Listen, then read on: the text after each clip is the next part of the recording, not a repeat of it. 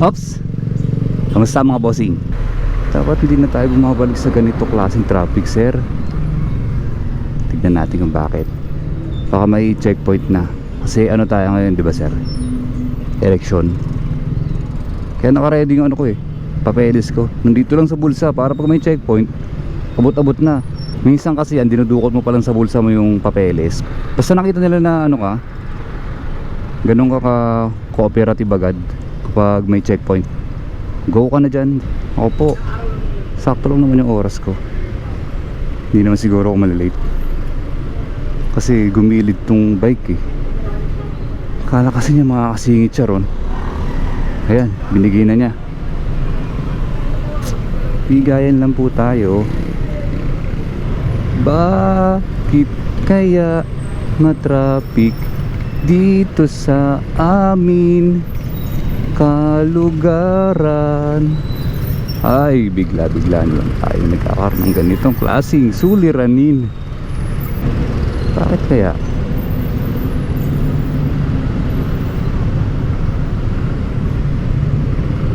Ngayon, idol, sabi ko sa'yo, NMAX yung kunin mo, sir.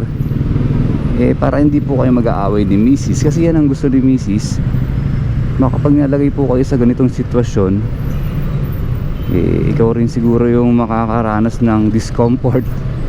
Yung lagi mo siyang back ride, tapos magka-clutch po kayo ng 5 oras sa traffic na ganito. Kaya sundin mo na lang siya, sir. NMAX ang kunin. NMAX ang kunin. Ako nga, gusto ko nga ng NMAX, sir. Muntik ko nga bilhin yun, sir. Naikwento ko po yun dito noong unang panahon. Gustong uso pa rin ngayon yung versus sir, no? Ng Raider tsaka Sniper. Ibig sabihin nun, pag mabilis si Raider, talo si Sniper. Talo, wala ka, talo ko ay, talo. Ganyan ang pananaw ng ating mga kapwa Pilipino dito sa bansang Pilipinas.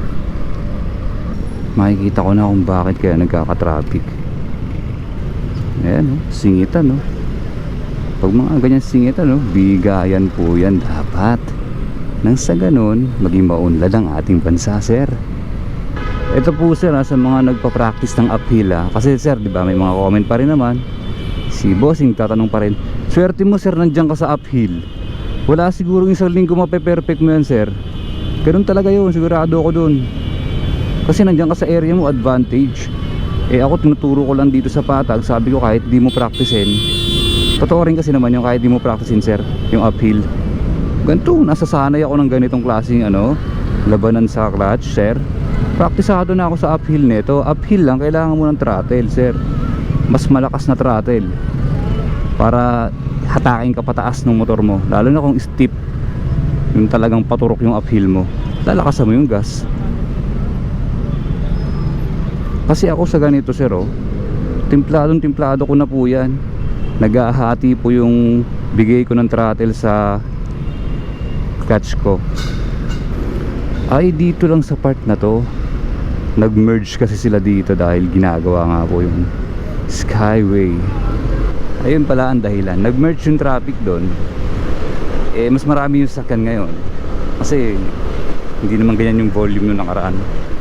Idol, sabi ni Idol, ano raw, baka hindi raw ako sure na makaka 10 years ako sa lisensya. Tama naman si sir, hindi natin sure. May mga lumalaganap na non-contact nung nakaraan mga panahon, di ba, sir? Pero chinek ko po to, chinecheck ko kasi yan meron sa online, sir. Ako naman, di ba, Paranaque area. Chinecheck ko po yun kasi mahigpit sa Paranaque na nagkaroon ng non-contact ba yun? Chinecheck ko sa online, wala, hindi ako kasama. Yung plate number, sir, check mo lang. Pero hindi pa rin talaga ako sure. Sana 10 years 10 years natin yan sa November pala, sir. Pangarap namin ng mga dumadaan dito maging yan 1 minuto yung go namin, yung go light. Wala, 30 lang talaga. 30 ba yan? 36. Ganun lang, kasi siguro nakukontian sila sa dumadaan dito. Pero hindi, 1 minuto dapat yan. Kung kay Mayor Jose yan, 1 minuto yan, sir. Yan, nagkakalabanan na, umubante kasi nag-green na, 35 pa na. Sa 35 seconds pala siya mag-start. Kulang yun, dapat 1 minuto po yan. Hoy, congrats nga pala sa mga nakabili ng motor. May mga comments sa akin nakabili na raw sila. Sir practice lang kayo ng safe. Okay na okay po yan sir, napakasarap niyan pagtagal. Sniper yan habang tumatagal sir. Habang tumatagal ka nagmamanual, sumasarap. Kasi yung iba nagbenta agad, di ba? Hindi nila na-enjoy. Tapos sa mga wala pa namang motor, ikaw sir, wala pa sir, di ba? Hindi pa talaga panahon. Wag mo munang pilitin sir, wag mo munang puwersahin kumuha. Makakukuha ka rin yan sir kung nakaluwag-luwag tayong diskarte.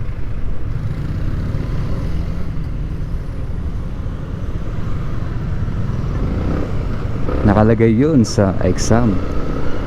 Priority po yung tumatawid na tao sir. Kahit naka-green na kayo, kahit naka-green na kayo, wala ka namang makipag-away ka pa doon sir.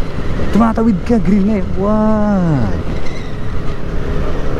importante ang tumatawid na tao, idol. Tignan natin kung itatop box tayo ni sir. Hindi naman yata, okay na. Ayun lang.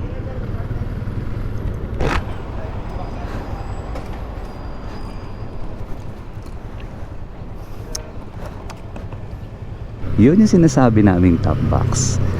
Minsan sita, minsan hindi. O paano, hanggang dito na lang muna.